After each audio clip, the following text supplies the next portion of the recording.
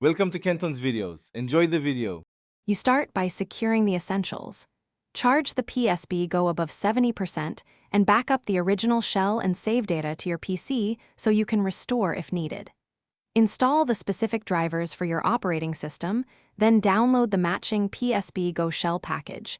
This ensures compatibility. Once done, power off the device. Open the case with a tri-wing screwdriver and use a plastic spudger to gently separate clips. Work methodically so no clips or screws get lost. You continue by removing the old shell pieces.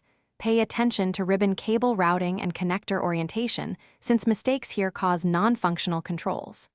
Carefully place the new shell components, aligning standoffs and screw holes.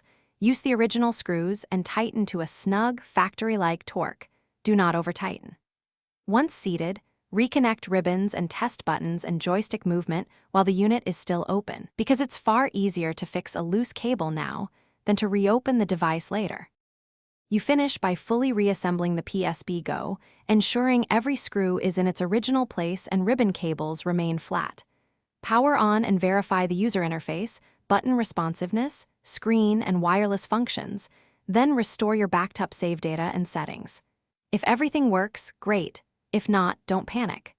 A key troubleshooting tip: if the device fails to boot, enter recovery mode or put the unit into USB update/recovery and reflash the firmware from your PC.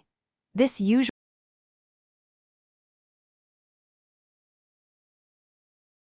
Thanks for watching. Consider subscribing if we helped you.